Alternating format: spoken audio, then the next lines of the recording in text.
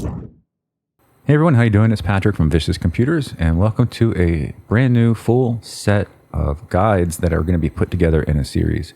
This has been something that I just kind of kicked up as an idea the other night, honestly, and I know I've got a ton of videos going on, but we're going old school. Now, this is where I grew up. As I was growing up and going through the IT industry, there was a lot of times that I had to learn new skills, new certifications.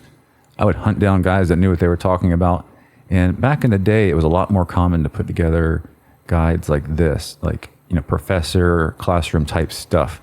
And that was really where I started. And yeah, things have changed over the years, and now we're more about like quick grab attention, clickbaity stuff, and this long form content is kind of going away. So I'm going to try to condense this long form content into medium form content. I'm forcing myself to move faster because I actually put together some PowerPoint presentations to keep us on task. So this video is our introduction video, and it'll be a little bit of talking. And the whole point is to get the talking out of the way, and then each video after this will be just straight to business.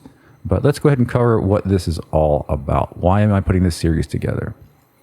And also, one of the things I want to point out is that this is definitely free content. Usually a lot of the times in the day, like I said, this kind of content costs money because those people putting together those guides, they wanted to make some money on it. But no, I'm releasing this free to everyone. So please enjoy and share to anyone you think it can help. First of all, a disclaimer, I am not a PowerPoint person. This is probably the first time I've touched it in like 15 years. And I just did a very basic put together.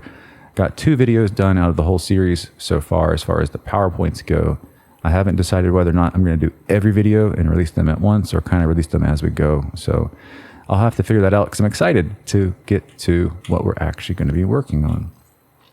So the course, the criteria, what's going on here? Who is the course for? New solar enthusiasts that are looking for a no-nonsense, quick start guide to help equip them with the necessary knowledge needed to make purchasing and design decisions for a solar system. Let me explain that. Every single day, I'm weird. Instead of doom scrolling through Facebook and looking for a drama and all that, I'm usually going through groups of things that I enjoy: audio, solar, electronics, smart home. And then I look at what people are doing, see if there's something I can learn. And I look at what people need help with, and I help them. I give answers to questions. And every single day, without a doubt, every single day, in every single group that has to do with solar, I see at least one person come in and ask, will these solar panels work with this? Or what kind of solar panels do I need for this? And then it's a very empty question. And my answer, I jump in, I'm usually one of the first people to answer, will be, I can't answer your question. You did not give me enough information. And it's not their fault. They're brand new. They don't know what they're doing. They just know what the advertisements say. They know what people are saying, that like this is good, that's not good. And they're just trying to find a place to start. That's what this is going to start with, is like, what do you need to know? With that knowledge, you're going to be able to now design your own system, meaning you don't even have to go into the groups to ask for help. But if you're still someone who wants to double check yourself or seek a little bit more professional advice, at least now you'll be equipped to know what kind of information you need to bring to your question.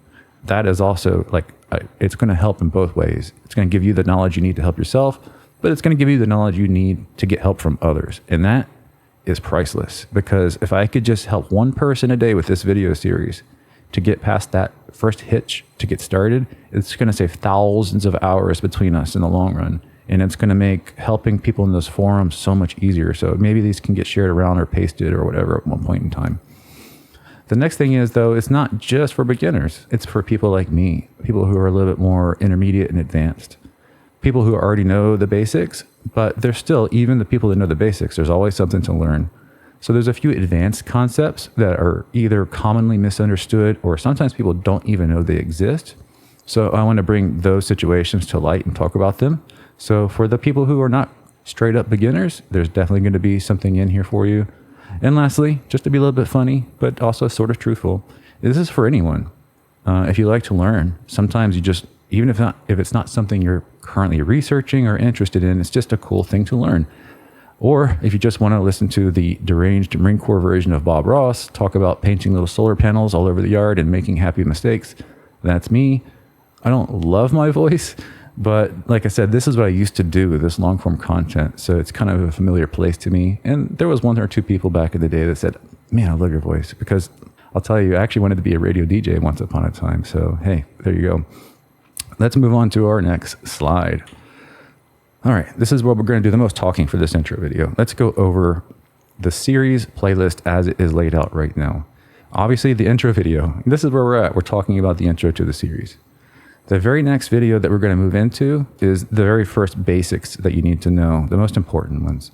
How to size your solar panels to an MPPT or an all-in-one inverter. The all-in-one inverters being the ones that have an MPPT built into it. If you didn't know that, you hook solar panels to an inverter, and then you hook the inverter to your batteries, and you hook that to your AC output, and you power your house or your shed or whatever. Those all-in-one units, they have MPPTs inside of them. So we can just use the term MPPT exclusively from here forward. This is that same scenario I was just talking about, that beginner question. Will these solar panels work? How many can I hook up? So we're going to start there. How do you determine what size solar panels? How many? How do you hook them up? And how do you know it's safe? So that's where we're going to start. That'll protect you from making a mistake, which could cost you a lot of money. So like I said, we'll start there. The second video is taking that same concept, but we're going to step it up a notch. We're going to do a series connection first, which means one panel connected to the other in the very basic, easiest, simplest setup possible. But then that might leave you wondering, what about parallel? Isn't parallel also an option? And yes, it is. But series and parallel completely work differently when it comes to solar panels. So in this video, we're going to explain the difference between series and parallel, how you can mix series and parallel, and how you can do some basic calculations to determine what you're going to be creating as far as an array, a solar array, when you have series and parallel mixed. And then from there, the next video is that taken up to the next level. We're going to talk about overpaneling. Overpaneling, explaining what it is, it's where you have more panels than are necessary for the MPPT that they're connected to. But it's done in such a way that it won't damage it, and it can give you additional performance improvements to your array. And we'll talk about some of the reasons you might do that and how to do that safely. And that's where we're going to jump away from intermediate. And on the fifth video, we're going to start getting into advanced topics. How does weather affect your solar panel array? How does your location on the earth affect your solar panel array? East, west, north, south. There's a lot of things that the environment will do that affects your solar panel array. And if you're designing it to a very finite precision level, then you need to know these things. So with the basics, we're just going to be following some basic safety guidelines, like the 20% rule. But for advanced people, you can actually do the math to calculate exactly what's going on within the array. Same thing for the next video, how to configure and calculate mismatched panels. This is one of those questions that you'll often get a wrong answer to. Can you mix solar panels? Yes, you can. Generally speaking, it's not a good best practice because you can lose a lot of performance. But this is all science here. This is not just mystery. If we know the panel specs, we can actually determine how much power we're going to generate and or how much power we're going to lose when we mix different panels together. And with that knowledge, you will also know how to find mismatched panels that work together without any loss. As an example, the solar panels that are about to get installed on my roof in a couple of weeks, hopefully, I bought them as a pallet from eBay. That seller never got more of that panel available ever. I've been watching and watching and watching. So I had to buy a different solar panel to supplement. And even though I'm going to be running them to separate MPPTs as separate strings, so they're technically not going to be mixed, I had picked them out specifically so that if they had to be mixed, it could be. And in the case of my panels, it was only like a 1% loss in performance. So yes, it can be done. And then the last video is just kind of going over common mistakes, which again comes down to the questions I see often. Why isn't my MPPT giving me any power? Oh, because your battery's 100%. Like that's the kind of common stuff that I see a lot.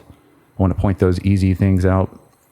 And then the lessons learned, because like I said, I'm kind of in that intermediate advanced, but I had to go through that beginner phase, and that wasn't too long ago. And in that beginner phase, yeah, I made some mistakes. Not so much with the electrical and the wiring and how-to part, but bad decisions that either wasted me time or money, or maybe I didn't realize where I wanted to go with everything. So maybe my personal story and those lessons learned can help you get a jump start and not make some of those same mistakes. And that's it for our introduction video. Like I said, I'm trying to keep these moving sort of quickly. The whole point of getting the intro video separately is there's no intro in each one of the next videos. We're just going to get straight to the point with our labs and our testing and our work. And I very much hope that everyone enjoys this series and that it proves to be fruitful. So once again, just want to remind everyone, this was Patrick from Vicious Computers, and I'll see you in the next videos.